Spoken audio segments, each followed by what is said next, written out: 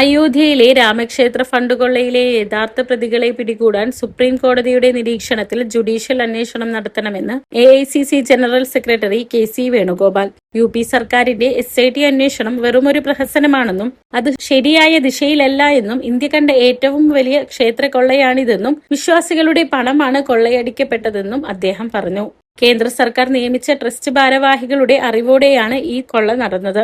തെളിവുകൾ നശിപ്പിക്കാനായി CCTV ദൃശ്യങ്ങൾ മനഃപൂർവ്വം മായ്ച്ചു കളഞ്ഞതും സുരക്ഷാ ഉദ്യോഗസ്ഥരുടെ മുന്നറിയിപ്പുകൾ അവഗണിച്ചതും വ്യക്തമായ തെളിവുകളാണ്. എന്നാൽ തട്ടിപ്പ് നടത്തിയ ട്രസ്റ്റിനെ ഇതുവരെ പിരിച്ചുവിട്ടില്ല.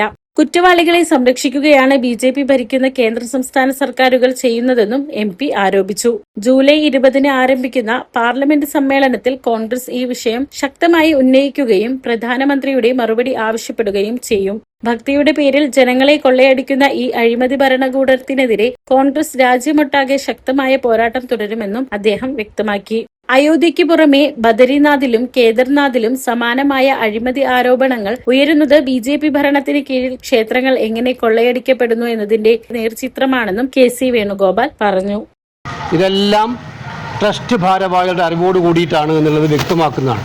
CCTV ഫുട്ടേജ് അത് നീക്കം ചെയ്യപ്പെട്ടു.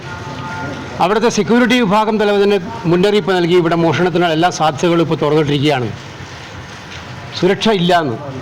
ഇതൊന്നെല്ലാം അവഗണിച്ചുകൊണ്ട് ഈ കൊള്ള നടത്താൻ അനുവാദം കൊടുക്കുകയും അതിന് എല്ലാവിധ പ്രേരണ ശക്തിയുമായത് അവിടുത്തെ ട്രസ്റ്റ് ഭാരവാഹികൾ തന്നെയാണ്.